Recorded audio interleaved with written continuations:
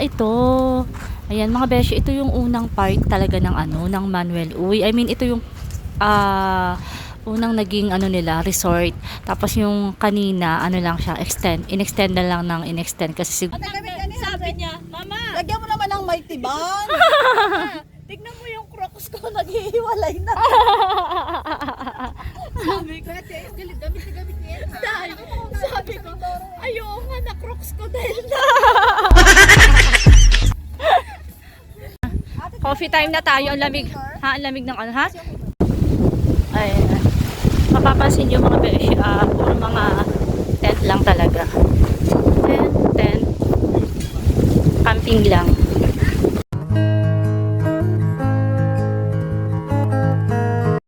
Good morning mga beshi. Nagluto si Ate ng pansit kasi kami ay merong lakad ngayon. Okay, gora na. Nasa kami pa? Sabi mo, magdaan ka na. Ikaw na. Gabi pa. Alas 3, alas 4. Ano pa? Mga beshi kami ay pupunta ulit ng Batangas for swimming outing. Ayan mga beshi, laging ganyan si Papa tuwing aalis kami, lagi siya may mga paalala na mag-iingat sa drive, ganit ganar. Lagi yan si Fadir. Good morning mga beshi. Tayo po ay nasa kahabaan ng buhay na Tubig Street. Sobrang liwanag po dahil sa mga street light.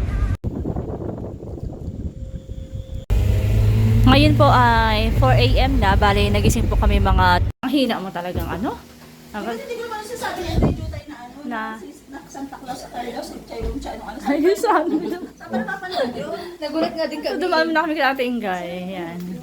Sa YouTube, ni Anda. So mga beshi, dumaan kami dito kila Ate Ingay. Tapos hinatid lang kami ni Kuya Ryan at magsasama-sama na kami dito sa sasakyan na ito. Ayan mga beshi, nakikita nyo, madilim pa diba? Pero magpa-5. Ang aga namin nagising mga beshi, 3 AM. Yung kabila. Ano yung bukas? Halanganin tayo. Pero ang alam ko wala nang dyan, sir. Ipipihit ka? Nagihina po siya. Oo. Ayan mga beshi, hanap-hanap kami ng gas station kasi ang ilan sa amin itinatawag ng kalikasan.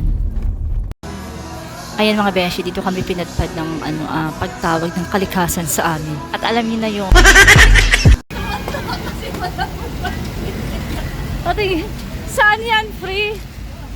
Free sa? Caltex? Tama-tama mo tayong Bigasbi, ha? Tara na? Mga beshi, parang kami nanalo sa loto. Parang nanalo sa loto eh. At last, we're here mga beshi. Ihanda na ang mga tent. Pambalik. Ha? Oo nga, pareho sila. Dahil pareho kayo ng link siguro lang pinag-orderan.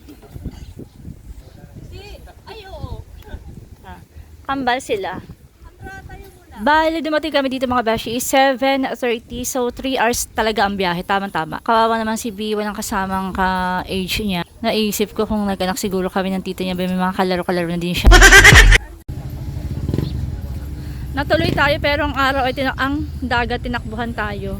Inapit kayo natin yung table na, pinichip na yun na. 7:30 AM ngayon. Dahil bakit ganun? Parang tama si Handra, parang mas malinaw pa rin yung camera mo sa akin. Crocs na pinagbibigay mo sa akin. Di ba nagbigay na ako? Si Handra, na-overuse na namin ni Handra Ate Engs. May pula na crocs? Nakay Handra, so, gamit ni Handra ngayon. Favorite namin. Oo. Sabi niya, Mama, Lagyan mo naman ng mighty band. tignan mo yung crocs ko, naghihiwalay na. Sabi ko, gamit niya. Ayaw nga na crocs ko dahil na.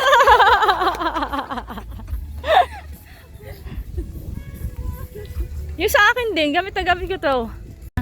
Coffee time na tayo, ang lamig. Ha? Ang lamig ng ha? Ayan, nasa atin kayo daw magdadala eh. Hindi na ako nagdala. Kasi Hindi ko pala nadala yung ito yung kape na masarap. Anong baso? Kayong tatayo ha. Hindi naman yata siya nag-ano eh.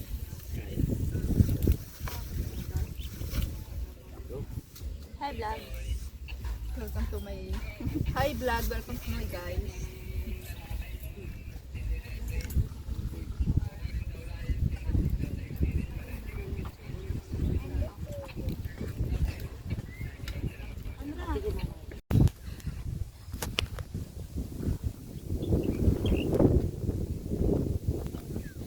So good morning mga beshi. Nandito tayo ngayon sa Calatagan. Manuel Uy Beach, and ngayon ay 8. So ayan ang dinaanan natin. Napakahaba ng papasok niya, excuse. And then ito ang kapaligiran niya. So yung haba na yan, papasok yan dito. Ayan. Yan, ito ang papasok niyan. Tapos ayan, dun ang beach. So mahaba pa talaga lakaran yan. Ito ang kanyang kapaligiran, diba? At ang lakas ng hangin, yung naririnig nyo. So napakahaba niyan. Ito ay tubuhan. Sa Batangas talaga mga tubuhan, no? Ayan. Tingnan nyo yung hangin. Napakalakas. Ang lamig ngayon, mga beshies. Grabing maligo. Yan. So ayun, doon tayo pupunta. So doon tayo pupunta. Yan, diyan. Puntahan natin 'yan. Diyan yung dagat. Actually, ang Manuel Uy ay ano lang siya, for camping, mga tent lang, ganon. And kung gusto niyo magdala kayo ng tent, ano pa ba? Magdala kayo ng tent, and meron din silang pinaparentahan natin. So ayan ang kanyang kapaligiran. Ayan. Doon tayo galing kanina. So napakahaba niya palakaran, and ito. Yan. So papunta na tayo there. We're going there na. Yan. So ito, mga beshi. Papunta na tayo sa Karagatan. Nandun na sila, ang ating team, and the nation team. So bumalik lang ako para makita niyo yung daan. So ito na siya. Yan.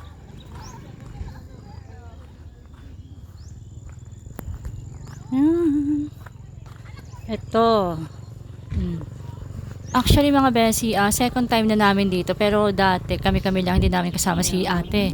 At hindi ko siya nalibot ng bongga kasi nga biglang umulan.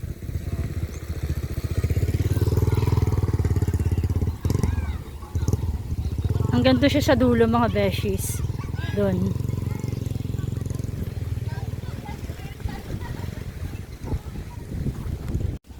Ito yung kabilang dulo. Nandun kami sa kabilang dulo din. Tapos ito, parang may nakikita akong hagdan. Puntahan natin mga beshi. Nakakatawa naman.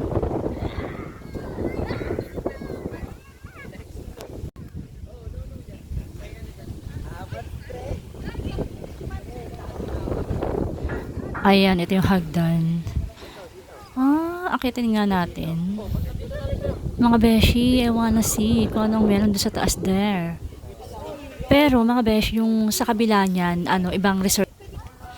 Ayan yung kabuuan niya, mga beshi. Kabuuan ng hati, yung bundok na yan. Tapos wala akong kasama mga beshi kasi nagsarili muna ako ngayon. Kasi baka mamayang ulan na naman. Hindi ko na naman siya maikot. Oops. Ayan mga beshi. Siyempre hindi ako nakontento. So umakit pa rin talaga ako. Kahit mag-isa lang ako. Oh my gosh, akala ko ahas. Oh my gosh. So ayan. Inakyat natin.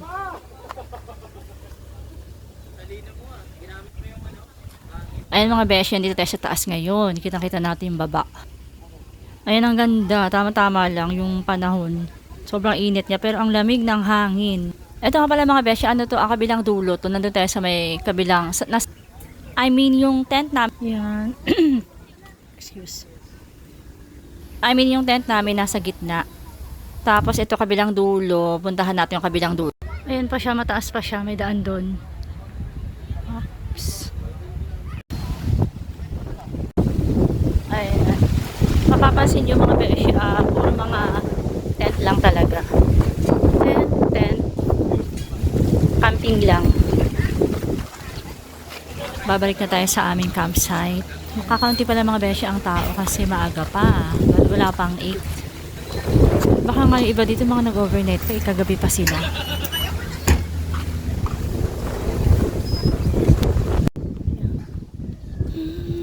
Diba ang lawak niya mga beshi? Hanggang dun pa yan sa dulo.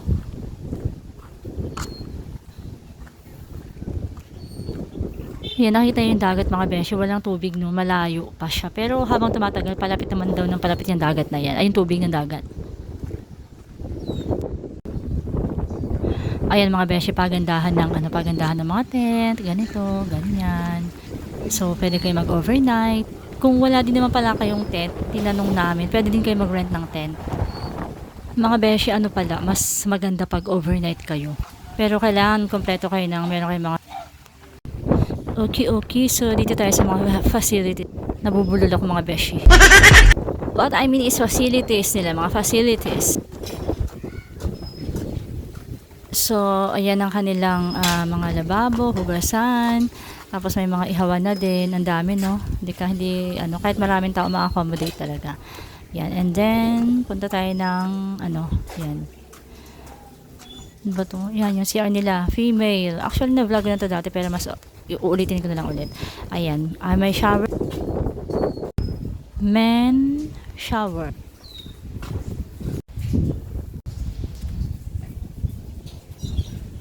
Women, men, and then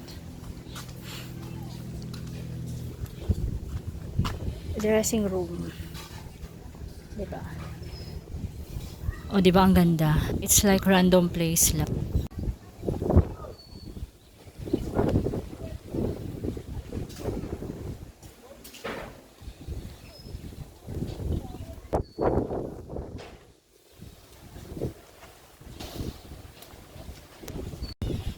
So, ayan na. Ayan ang aming campsite, mga beshi. Ang mga marites ay nagluluto. Siyempre, yung iba naliligo na. May kanya-kanya kaming life ngayon. Ang lakas ng hangin, mga beshi. Sarap yung tubig na yun.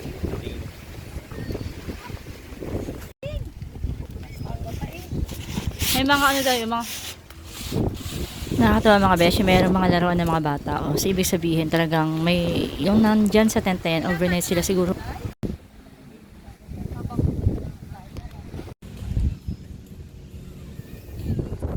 Ayan mga beshi, sobrang layo ng dagat. Natuloy nga ang aming outing pero parang iniwan kami ng dagat. Yan. So, dun tayo kanina yung may hagdan. Yan. Yan.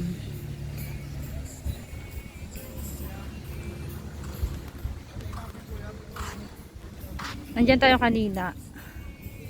Yun, yung may hagdan. Ngayon, tatry natin mamaya kung makakasama si Ading at aakyatin natin yung bundok na yan. Okay, wala kasi tayong kasama kanina. So, ito ang dagat. Maliligo ka na? Mamaya. Okay. So, ito ang kabuuan niya.